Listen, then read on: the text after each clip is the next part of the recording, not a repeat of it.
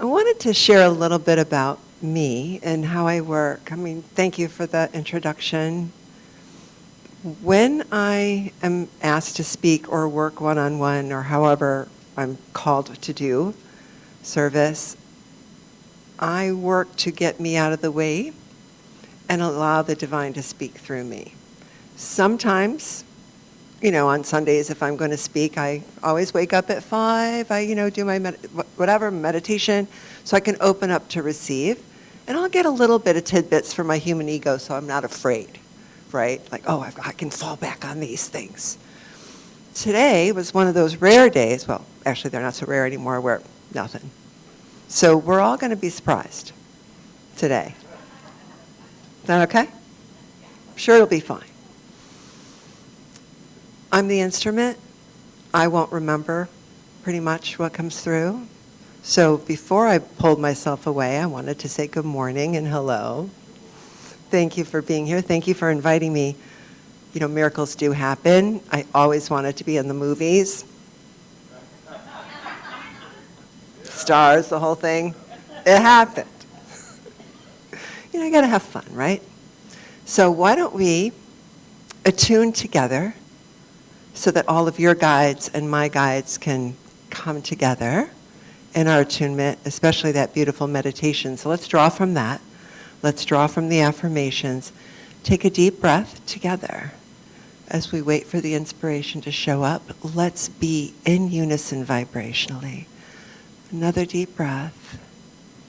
And then bring that breath up into the middle of your brain, to your third eye. We'll all do that together. And you'll feel the back of your head pulse or get heavy, whatever it does. Your cerebellum, it's where the angels live. It's where the divine lives. And then you'll feel that beautiful light as we all connect to that light personally, our higher self, and then we form that unity together.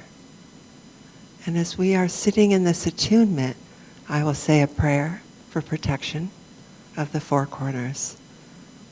So I ask the guides of the north to come forth and hold space of safety, protection, highest vibration possible for this room today. I ask the same of the guides of the south, the east, and the west. Hold together our sacred hoop as whatever formulates here today, as each person receives and transforms and cellularly shifts in their highest good. May that always be held in sacred space and brought out into their world where others can be touched by how they've been touched. And may this happen always in highest good. Aho, and so it is. Okay, so faith is all I was told. So here we are, faith. Faith is so much bigger than words. Faith is so much bigger than the cognitive definition. We have Bible definitions, we have other forms of, Sanskrit and anything else. When you look up faith, all we can do is speak to the mind, right? Because that's what words do. They speak to the mind. So we have these incredibly beautiful words, but they kind of always end up with the words trust, confidence, belief, all which are cognitive words. So how does one have faith when you're thinking about it, which is completely blocking your ability to have faith? Brahma, according to Hindu mythology, created humans and Shiva cried. He said, what are you doing? And Shiva's tears landed all over India and they became the Raksha tree. Actually, I'm wearing my Rakshas today. And these are the tears, these are the seeds from the tree of Shiva's tears. Because he did everything twisty and tricksy, right? We have this cognition that holds trauma. We have this body that holds trauma, memories, lifetime after lifetime, ancestral for, 64 generations at least. And our goal for being here is to shed that and come back to our true nature, which is why Shiva cried. It's not easy. And yet with faith, we can overstep so many of the obstacles. So how do we get past our head that holds all the thoughts? 30 to 50 thoughts a minute. We are busy. We have committees, subcommittees, who have subcommittees, who have subcommittees. We don't hear most of them, but they never shut up. Like, ever shut up. I don't know about you guys. My committees they're busy. And then some of them are on loops. Do you guys have loopy committees? It's like a Rolodex. Sorry, I just aged myself, didn't I? But, it just keeps going. Round and round. Okay, laundry list, start over again. Loopy committees. Very loopy. So we have to work around that, or how do we not, what's the word? How do we not hear it? The meditation today quieted me. How did you guys do? The goal is to be in meditation 24 hours a day. Right? Not that kind, because we're going to kill ourselves in the car if we're in that kind of meditation. But there's a way, and that's what faith is about. Faith is about, yes, all of the definitions we know, but it's truly about surrender. It's about love, because love brings us to faith. Faith actually does not bring us to love. Love brings us to faith. And how do we stick with love when the committees are chattering about everything bad that ever happened and how that person's going to hurt you and oh my God, and oh my God. The thing of it is we have faith every day. We don't even know it because we take it for granted. We had faith that we were all going to get here safely today. We had faith that we're going to go home, be safe. We have faith we're going to eat. We have faith we're going to see whoever we're going to see. We do this every day. Believe it or not, that's faith. We have faith every day. But we're comfortable with the daily things to have faith. Why? Because everybody's kind of doing it. If you've never traveled, let's say, to the Far East, and you're going to take a plane, you're scared. But if you get on the plane and you go anyway, that's faith. Yeah? Now, we can claim that we're in faith, like almost all the time anyway, even though the committees are chattering, it kind of shifts something. And then what if we just take that aha for a moment and then think about who we love. Faith is about the beloved. When you look, I heard somebody talking about their doggy, right? See that? We all were like, oh, that picture with the little dog and the glasses, right? We immediately went into our hearts and made baby voices in our heads. Didn't we? Didn't we all do it? Okay. That purity is where faith is born from. How is that? Well, here's how it is. When we live in that space, when we look at the pictures, how many people on a bad day go through Facebook and look for those little reels of the puppies and the birds and the kitties? Some people do that? Okay. What are we trying to do? We're trying to uplift. Upliftment is faith. Believing in miracles is faith. It's actually a miracle we all made it here. Have you seen the way people drive? I mean, I know I would drive like that sometimes too, but really, like, have you seen the way people drive? It's a miracle we're here. We're only here because God's hand decided we were here. When we get home, it's because God's hand decided we were home. But we get to have help, and that's faith. So I'm holding this little statue. Her name's Saraswati. She's the goddess of luxury and education and culture in the Hindu tradition. Obama carried a statue this size of Oklevueha, who is a protector against eyes and a remover of all obstacles. And he always had it in his pocket. I can't remember, it was a Time interview, Newsweek, something, where he pulled it out of his pocket and held it. I think he had a Kennedy coin also. And all he wanted to do was be president, and he carried that around. Faith.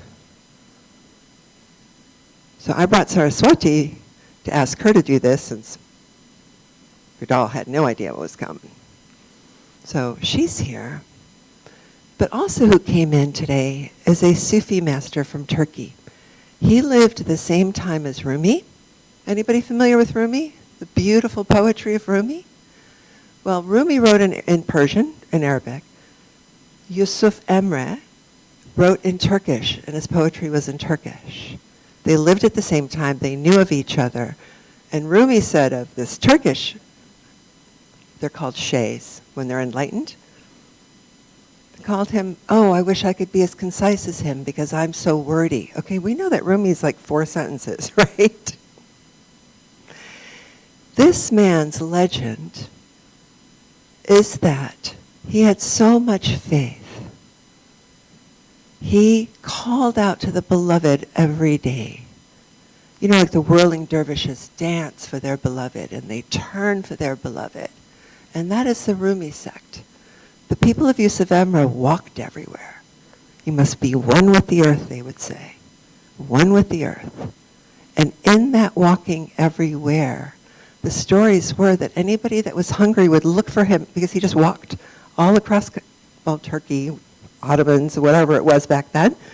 And he walked everywhere. And hungry people would look for him. Do you know why? Because he would manifest food.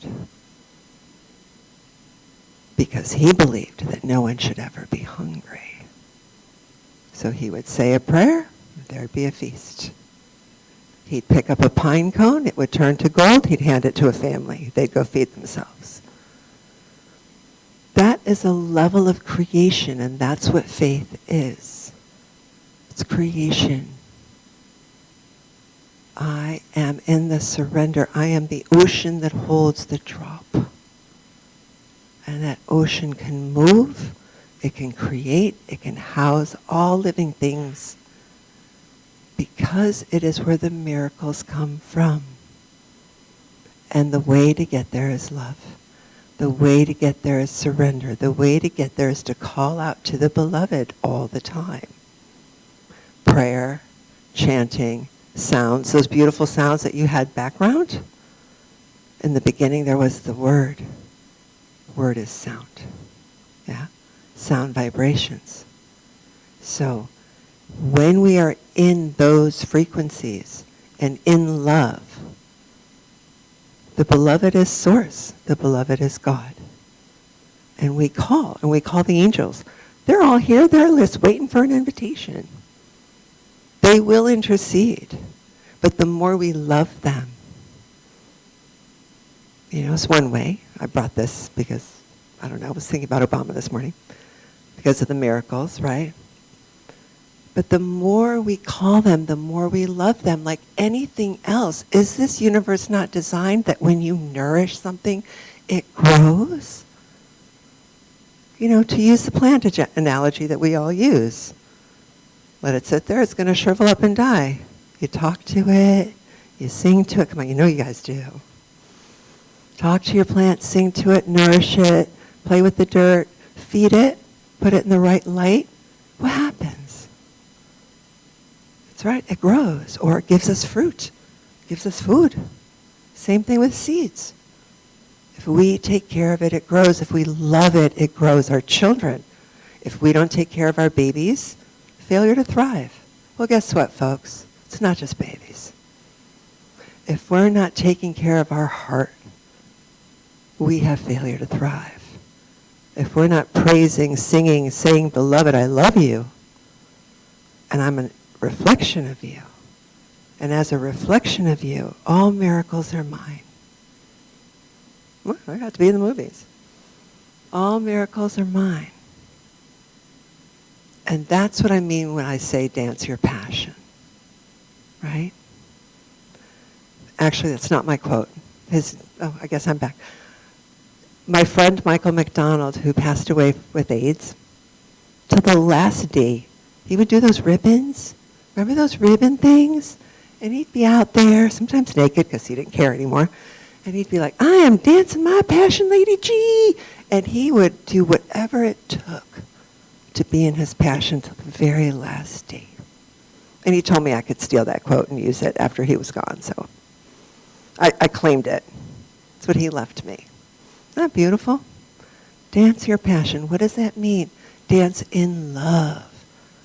Love is faith. Faith is creation. Can you see how we block ourselves? We really do. We don't mean to. We don't mean to. We're wired this way. Our job, why we're here, is the transformation of from here to here, from here to here. Doesn't matter what it is. It can be a pair of shoes. Oh, you can fall in love with them. They're beautiful. Boots, art, music. The action of in love is creation. When we actually know that, this is where the mind helps. Still working? When we actually know that, then we can smile. And the more we smile, the more creation just happens. Does that resonate? That feeding your soul just a little bit? Yeah? All right, let's close our eyes. Let's close our eyes. What are you in love with right now? Or who?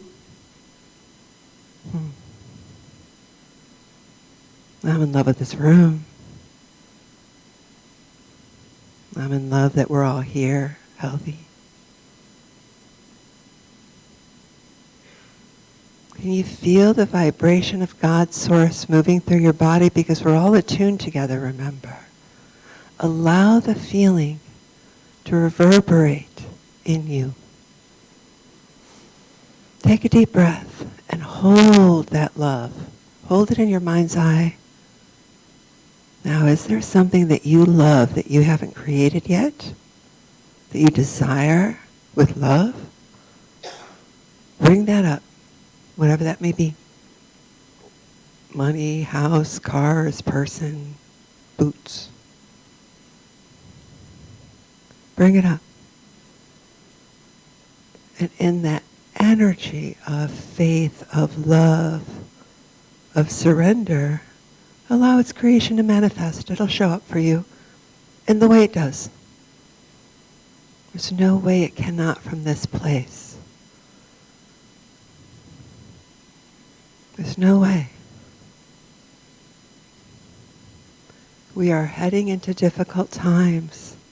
It is this love that will make the difference for all of us. Not words, experience. Feel that vibration. Be in love with that which you desire. Be in love with who and all things you love.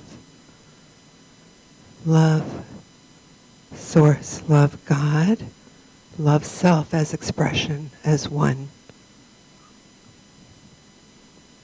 We are God.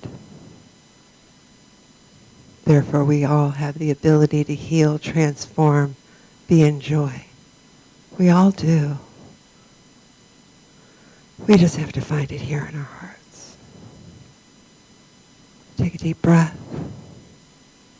When you're ready, if you're comfortable, look at your neighbor and see them from this place of love.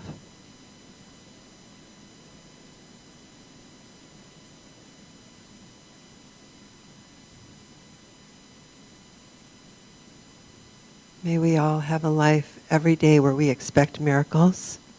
Expect miracles every day, they're there. We always see what we look for. Expect miracles, feel the love. It takes 30 seconds.